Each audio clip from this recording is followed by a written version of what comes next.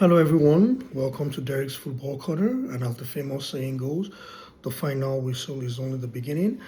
Today, I'll be talking about two games: Spain versus Cape Verde and Belgium versus Egypt. So, looking at the Spain game, the question I would ask is: did Spain do enough? In my own estimation, I really don't think so. I felt, they needed to move the ball quicker, they needed to be sharper. The first half, they really didn't play with any wingers. The coach put Gavi and Ferran Torres there, who couldn't beat their man one on one because they needed those tricky wingers who could create space. Because whenever you're facing a low block, it's always advisable when you have tricky wingers who could take their mans on one or 1v1 and create space for others to run into. So the first half was just a little bit pedestrian. Spain, they needed to move the ball quicker, which they didn't do. They just kept passing side to side, back to back. Rodri, I didn't see a lot of movement, and I think that really helped Cape Verde, who just camped in a bank of four right in front of inside. In fact, they were even in the 18-yard box for most of the game, but they still managed to pull through. And I must give some credit to Cape Verde too, because times when they were able to transition, like go on fast breaks, they did that. They actually pushed numbers forward whenever they did have a chance to push up the pitch. The only thing was that they actually lacked the required quality to actually get a goal. Because I could assure you, if they had that quality to get a goal, then they could actually have ended up even winning the game. But for Spain, because Spain were actually my tips to win the tournament. Because as the European champions, and I believe they have a good squad. Maybe apart from their defense, I really felt they didn't do enough. They didn't do enough, and I believe the coach made his substitutions quite late. Because in that particular kind of game, even if he didn't even bring in Yamal or Nico Williams at the time he did, that's fine. But I felt he could actually brought in Dani Olmo much earlier, because Dani Olmo, he has good movement around the 18-yard box, so he would have been able to create space for Yazabal.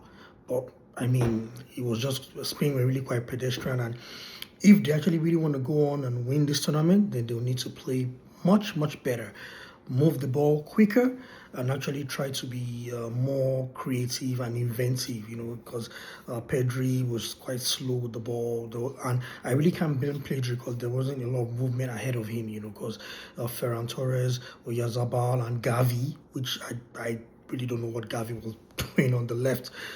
That didn't work at all. That definitely did not work. So I think Spain needs to up their game and be better and see how they can improve on that if they actually want to go far. And really, I don't even want Spain to become second in the group, because if they're second in the group, then they're going to meet Argentina in the round of 32, and you definitely don't want that. Because if you're going to meet Argentina, who are also one of the contenders, that early in the tournament, then there's every chance that one of them might go out. So Spain needs to up their game, but all in all, it was a draw.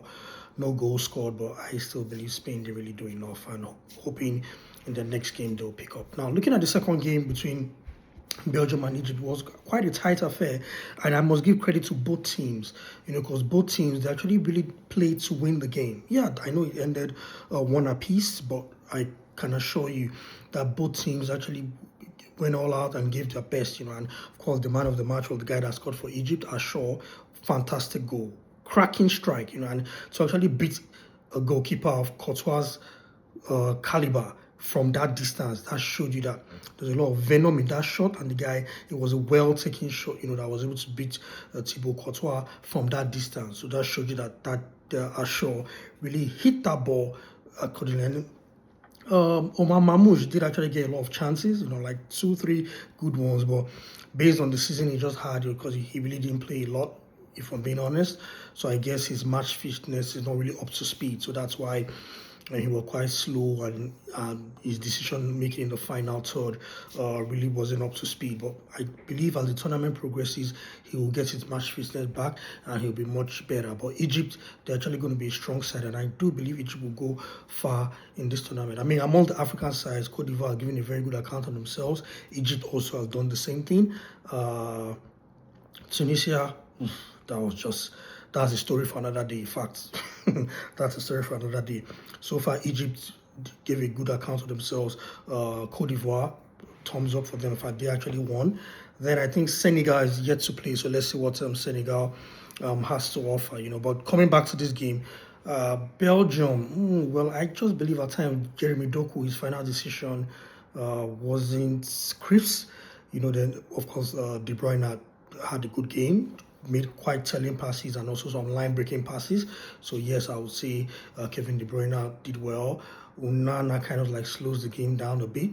Tillemans was up and about, moving about. I really, if I'm being honest, I actually quite expected much more from Belgium. But like I said, this is the first game, and really, if you can't win your first game, then don't lose it. So that's what both teams did. But I would give both teams credit because they actually did put on a good show, and both teams were actually pressing on and trying to win the game. So it's not like they just sat back or were being cautious. No, that wasn't the case in this game. Both sides actually put on a good show, and they were actually really wanted to go ahead and win the game. Because even when Belgium equalized through an own goal, both teams kept pushing. Egypt was pushing, Belgium was pushing, so both teams created chances. So I will say kudos to both teams. And in fact, from that group, those seem to be the two strongest teams. So let's see how it plays out. But keep an eye out on Egypt, because I actually just found out that Egypt did not even concede a single goal throughout the qualifying series. So that tells you that they have a very, very strong defense. Then, when you do have Mohamed Salah up front with Mamouche and the goal scorer Ashore, then Egypt, once they can keep it tight at the back, then I believe they can do good things. So fingers crossed, let's see. Looking forward to more games, more excitement, more progressive play. And I do like the fact that the referees are allowing the game to flow. All those niggly fouls, those 1-2 minute stoppages, that's not happening. So I will always commend FIFA for coming up with the rules. So let the game flow, because that's the beauty of football, and football is very, very unpredictable. So, but when the game flows, then it's more enjoyable, and people can actually focus more on the game than just having a game that's filled with stop-start here and there. So that's good on that note. So that's my review for the first two games. Tell me what you think. If you feel I like to say it as it is, and this is just strictly on football, nothing more. Then in other football news, just on the side, breaking news: AC Milan just appointed Ruben Amorim, which I would say it's quite surprising, but you never know. Like, who knows? He could actually do better in AC Milan now. Then another football news too. Tunisia just fired their coach, and I really wouldn't blame them, because after the performance they put in yesterday, losing 5-1. In fact, I believe they contrived to lose that game 5-1 to Sweden. So I can authoritatively tell that Tunisia, I believe, will be the first team that actually not going to qualify. If they continue on that trajectory, they need to do more. Then also, I think Crystal Palace has also appointed Pierre Sarge as their new coach on a 3-year deal. So two coaches have been appointed today: Ruben Amorim for AC Milan, Pierre Sarge for Crystal Palace, and Tunisia, they fired their head coach. Keep the comments coming, and like I always do say, the final whistle is only the very beginning.